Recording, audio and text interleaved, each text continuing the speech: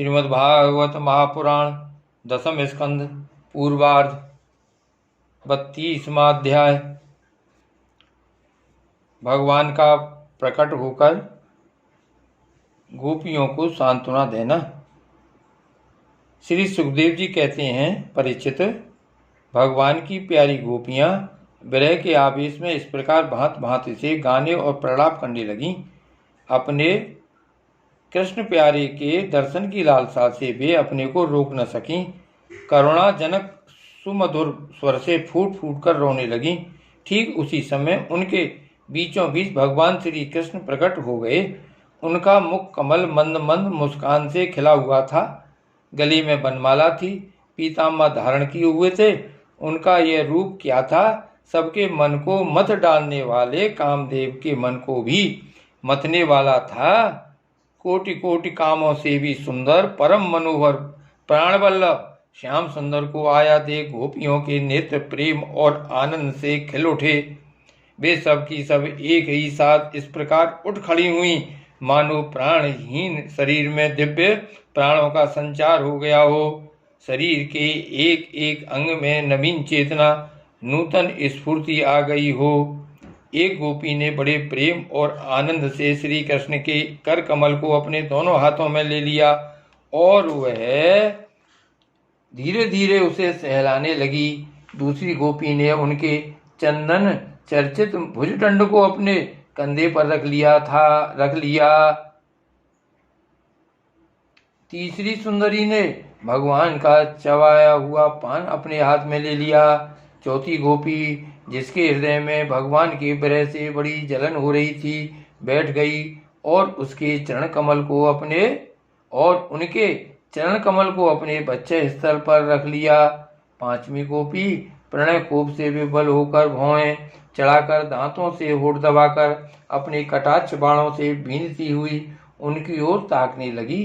छठी गोपी अपने निर्विशेष नैनों से उनके मुख कमल का मकरंद रस पान करने लगी।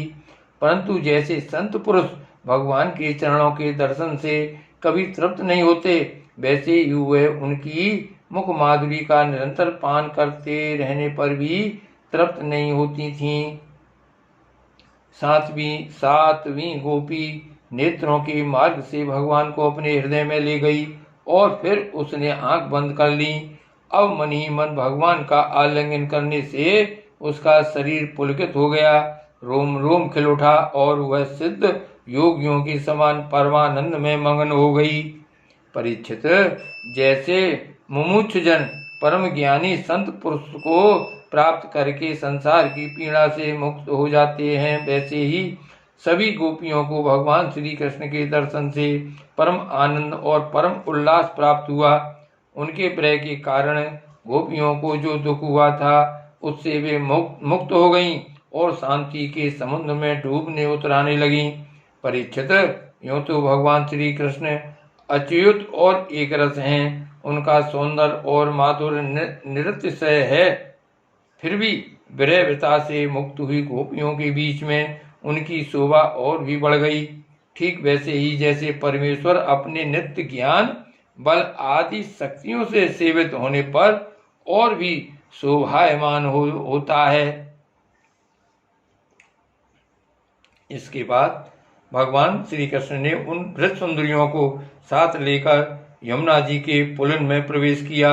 उस समय खिले हुए कुंद और मंदार के पुष्पों की सुरभि लेकर बड़े ही शीतल और सुगंधित मंद मंद वायु चल रही थी और उसकी महक से मतवाले होकर भौरे इधर उधर मंडरा रहे थे। शरद पूर्णिमा के चंद्रमा की चांदनी अपनी निराली ही छटा दिखला रही थी। उसके कारण रात्रि के अंधकार का तो कहीं पता ही न था। सर्वत्र आनंद मंगल का ही साम्राज्य छाया था। वह पुलिन क्या था? यमुना जी ने स्वयं अपनी लहरों के हाथों भगवान की लीला के लिए सुकोमल बालू का रंगमंच बना रखा था। परीक्षित, भगवान श्री कृष्ण के दर्शन से गोपियों के हृदय में इतने आनंद और इतने रस का उल्लास हुआ कि उनके हृदय की सारी आदि व्याधि मिट गई। जैसे कर्म कांड की श्रुतियां उसका वर्णन करते करते अंत में ज्ञान कांड का प्रतिपादन करने लगती हैं और फिर वे समस्त मनोरथों से ऊपर उठ जाती हैं, कृत हो जाती हैं। वैसे ही गोपियां भी पूर्ण काम हो गईं। अब उन्होंने अपने बच्चे स्थल पर लगी हुई रोली केसर से चिन्हित ओढ़नी को अपने परम प्यारे सुहृदय श्री कृष्ण के विराजने के लिए बिछा दिया। बड़े बड़े योगेश्वर अपने योग साधना से पवित्र किए हुए हृदय में जिनके लिए आसन की कल्पना करते रहते हैं, किंतु फिर भी अपने हृदय सिंहासन पर बैठा नहीं पाते, वही सर्वशक्तिमान भगवान यमुना जी की रेती में गोपियों की ओढ़नी पर बैठ गए। सहस्त्र सहस्त्र गोपियों के बीच में उनसे पूजित होकर भगवान बड़े ही शोभायमान हो रहे थे। परीक्षित, तीनों लोकों में, तीनों कालों में जितना भी सौंदर्य प्रकाशित होता है वह सब तो भगवान के बिंदु मात्र सौंदर्य का आभास भर है। वे उसके एकमात्र आश्रय हैं। भगवान श्री कृष्ण अपने इस अलौकिक सौंदर्य के द्वारा उनके प्रेम और आकांक्षा को और भी उभार रहे थे। गोपियों ने अपनी मंद मंद मुस्कान, विलासपूर्ण चितवन और तिरछी भौं से उनका सम्मान किया। किसी ने उनके चरण कमलों को अपनी गोद में रख लिया तो किसी ने उनके कर कमलों को। वे उनके संत स्पर्श का आनंद लेती हुई कभी कभी कह उठती थीं, कितना सुकुमार है, कितना मधुर है। इसके बाद श्री कृष्ण के छिप जाने से मन ही मन तनिक रूठ कर उनके मुंह से ही उनका दोष स्वीकार कराने के लिए वे कहने लगीं। गोपियों ने कहा, नटनागर, कुछ लोग तो ऐसे होते हैं जो प्रेम करने वालों से ही प्रेम करते हैं और कुछ लोग प्रेम न करने वालों से भी प्रेम करते हैं, परंतु कोई कोई दोनों से ही प्रेम नहीं करते। प्यारे, इन तीनों में तुम्हें कौन सा अच्छा लगता है? भगवान श्री कृष्ण ने कहा, मेरी प्रिय सखियों, जो प्रेम करने पर प्रेम करते हैं उनका तो सारा उद्योग स्वार्थ को लेकर है, लेन देन मात्र है, न तो उनमें सौहार्द है और न तो धर्म। उनका प्रेम केवल स्वार्थ के लिए ही है, इसके अतिरिक्त उनका और कोई प्रयोजन नहीं है।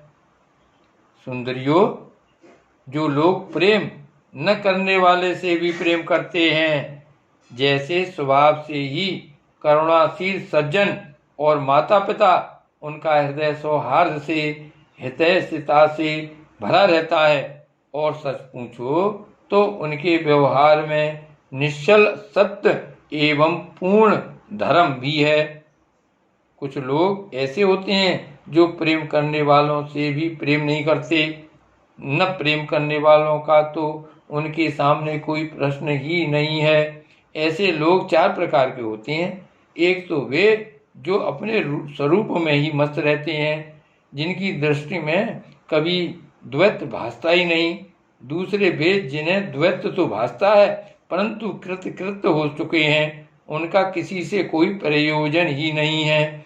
तीसरे वे हैं जो जानते ही नहीं कि हमसे कौन प्रेम करता है। और चौथे वे हैं जो जानबूझकर अपना हित करने वाले परोपकारी गुरुतुल्य लोगों से भी द्रोह करते हैं, उनको सताना चाहते हैं। गोपियों, मैं तो प्रेम करने वालों से भी प्रेम वैसा व्यवहार नहीं करता। गोपियों, मैं तो प्रेम करने वालों से भी प्रेम का वैसा व्यवहार नहीं करता जैसा करना चाहिए। मैं ऐसा केवल इसीलिए करता हूँ कि उनकी चित्तवृत्ति और भी मुझ में लगे, निरंतर लगी ही रहे। जैसे निर्धन पुरुष को कभी बहुत सा धन मिल जाए और फिर खो जाए तो उसका हृदय खोए हुए धन की चिंता से भर जाता है, वैसे ही मैं भी मिल मिलकर छिप जाता हूँ। गोपियों, इसमें संदेह नहीं कि तुम लोगों ने मेरे लिए लोक मर्यादा, वेद मार्ग और अपने सगे संबंधियों को भी छोड़ दिया है। ऐसी स्थिति में तुम्हारी मनोवृत्ति और कहीं न जाए, अपने सौंदर्य और सौभाग्य की चिंता न करने लगे, मुझ में ही लगी रहे। इसीलिए परोक्ष रूप से तुम लोगों से प्रेम करता हुआ ही मैं छिप गया था। इसलिए तुम लोग मेरे प्रेम में दोष मत निकालो। तुम सब मेरी प्यारी हो और मैं तुम्हारा प्यारा हूँ। मेरी प्यारी गोपियों, तुमने मेरे लिए घर गृहस्थी की उन बेड़ियों को तोड़ डाला है जिन्हें बड़े बड़े योगी यति भी नहीं तोड़ पाते। मुझसे तुम्हारा यह मिलन, यह आत्मिक संयोग सर्वथा निर्मल और सर्वथा निर्दोष है। यदि मैं अमर शरीर से, अमर जीवन से अनंत काल तक तुम्हारे प्रेम, सेवा और त्याग का बदला चुकाना चाहूं तो भी नहीं चुका सकता। मैं जन्म जन्म के लिए तुम्हारा ऋणी हूँ। तुम अपने सौम्य स्वभाव से, प्रेम से मुझे उरण कर सकती हो, परंतु मैं तो तुम्हारा ऋणी ही हूँ। श्री कृष्ण कन्हैया लाल की जय। श्री गोवर्धन नाथ की जय।